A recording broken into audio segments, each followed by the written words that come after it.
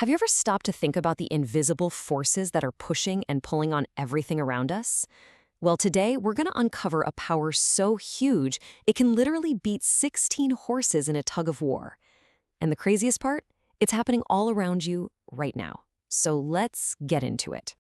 Okay, let's kick things off with a pretty awesome historical puzzle. I want you to just picture this for a second. You have a force so massive that two teams of powerful horses pulling as hard as they possibly can in opposite directions are just completely useless against it. What could that be? So this is the famous Magdeburg hemisphere experiment. A guy took a simple copper sphere, sucked all the air out, and it was held together by this invisible grip so strong that, 16 horses couldn't break it. And by the time we're done here, you're going to know exactly how it worked.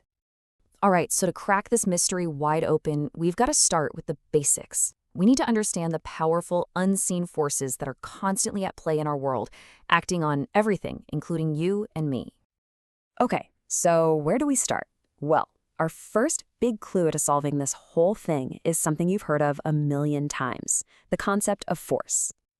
At its heart, a force is just a push or a pull. That's it. It's what can make something start moving, stop moving, or, as you can see here, even change its shape completely. You see the effects of force literally everywhere. I mean, think about it. Kicking a soccer ball to get it moving, a catcher stopping a fastball, a batter sending that ball in a totally new direction, or even just squeezing a tube of toothpaste in the morning. Every single one of those actions, that's a force at work. Now, what's really cool is that forces kind of come in two main flavors. You've got the ones that need to actually touch something to work, and then you have the more mysterious ones, the ones that can act from a distance, like magic. So on one hand, you've got your contact forces. You know, using your muscles to lift a bag, the friction from your car's brakes, that kind of thing. But on the other hand, you've got these non-contact forces, like the invisible pull of gravity that makes an apple fall, or the unseen power of a magnet pulling in a paper clip. But here's the thing, and this is super important. Just knowing the amount of force isn't the whole story, not even close. How that force is focused is what really, really matters. And this brings us to our next huge clue, pressure. The best way to think about pressure is like it's the force's focus. It measures how concentrated that push or pull is in one specific spot. And trust me, that concentration can make all the difference in the world. Just look at this brick. Its weight, that's the force pulling it down. It doesn't change, right? But when it's lying flat, that force is spread out over a big area, which means low pressure. Now, stand that same brick on its end, and suddenly the exact same force is focused on a tiny little area, creating a ton of pressure. Now, if we want to get a little technical for a second, the force that's pushing straight down on a surface is called thrust. And pressure is simply what you get when you divide that thrust by the area it's pushing on. So think of it this way. Thrust is the total amount of push, but pressure is how sharp that push feels. And this simple idea, force divided by area, it explains so much in our everyday lives. It's why a sharp knife cuts so well. It concentrates all your force onto that tiny, sharp edge. And it's why a backpack with wide straps is way more comfortable, because it spreads the weight out, reducing the pressure on your shoulders. It really is all about pressure. Okay, but this whole pressure thing isn't just for solid objects. Nope. It gets really interesting when we start talking about liquids and gases, what scientists call fluids. See, any substance that can flow, a fluid, is always pushing. It's constantly exerting pressure. The water in a bottle pushes down, sure, but it also pushes out on the sides, and the air in a tire pushes out in all directions, keeping it nice and firm. You've seen this a million times without even thinking about it. That jet of water shooting out of a leaky hose, the way a bike tire gets hard when you pump it up, or how a water balloon bulges at the bottom. That's all fluid pressure, right there in action.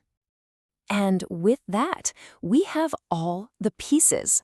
We can finally solve the mystery of the 16 horses. And the answer, believe it or not, is in the biggest, most overlooked fluid there is, the very air that we breathe. We are living at the bottom of a giant invisible ocean of air. It's our atmosphere, and it stretches for miles and miles above our heads. And the sheer weight of all that air is constantly pressing down on us, on everything. This is what we call atmospheric pressure. We're talking about the weight of a small car pressing down on every square meter. It's huge. And there it is, That's the secret. When Otto von Guericke pumped the air out of that sphere, there was no air inside pushing out anymore, but the massive weight of the atmosphere was still crushing in from the outside. The horses weren't fighting some magical force, they were fighting the weight of the entire sky. But wait a second. That brings up a really good question, right? If this pressure is strong enough to beat 16 horses, how on earth are we just walking around in it every day without being flattened like a pancake? The answer is it's a perfect balancing act. The pressure inside our bodies, from our blood and all the fluids in us, is pushing outwards with the exact same amount of force that the atmosphere is pushing inwards. We're in a constant state of perfect equilibrium. It's amazing. This is the same principle that makes a simple drinking straw work. And get this, you're not actually sucking the liquid up. Nope.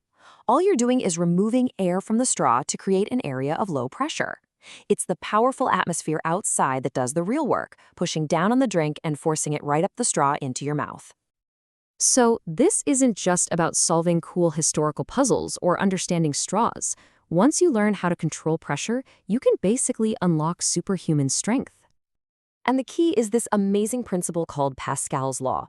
It's pretty simple. It just says that if you have a fluid in a closed container and you apply pressure to it, that pressure spreads out instantly and evenly to every single part of the fluid. In this law, this is the secret sauce behind hydraulic systems. It means you can apply a small force on a small area, like pushing a small piston, and that pressure travels through the liquid and pushes up on a much bigger piston, multiplying your force. It's how a car mechanic can lift a 2-ton car with what looks like very little effort. So, we've pulled back the curtain on the incredible invisible push of our atmosphere. But it makes you wonder, doesn't it? What other hidden forces are at play all around us, shaping our world in ways we don't even notice? The answers are out there, just waiting for us to look.